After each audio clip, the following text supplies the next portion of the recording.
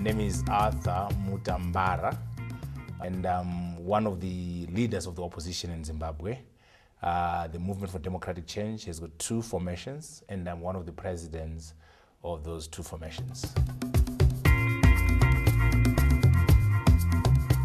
I think my background in Zimbabwe, my history in Zimbabwe, shapes my understanding of the world.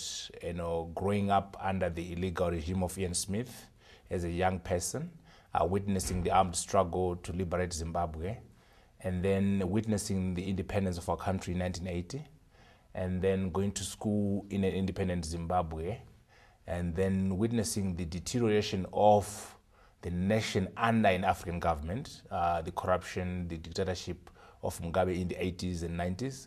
In particular, my experience as a student at the University of Zimbabwe. And then beyond that, then leaving the country to go to school at Oxford. And so my history and experience in Zimbabwe is what shapes my understanding of the world and understanding of the challenges that we have in this world, and also my understanding of the solutions to the problems. As a young person growing up, I read quite a lot, and I was inspired by people like Malcolm X, who fought for civil rights in this country. I was inspired by people like Che Guevara, a medical doctor who fought for the liberation of people in Cuba when he was an Argentinian. And then after achieving independence in freedom in Cuba, he went on to continue with revolution in Bolivia and was killed in '67.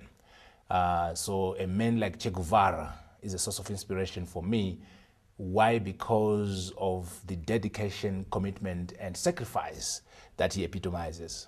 And then Malcolm, because he was a strong black leader in this country who challenged the system in this country and spoke truth to power in the United States. So Malcolm X and Che Guevara are two individuals that have inspired me and also are a source of inspiration. And Mandela, at a lower level, is another hero that inspires my work.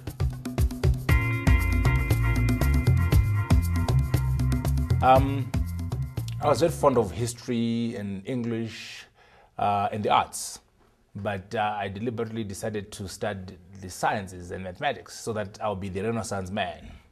I'll still do history, I'll still do English, I'll still do current affairs, because I was very passionate about those things, but I would then pursue engineering and science. So at the end of the day, I would end up understanding politics, philosophy, and economics, and at the same time understanding rocket science, engineering, and mathematics. So I decided deliberately to craft the life of a Renaissance man.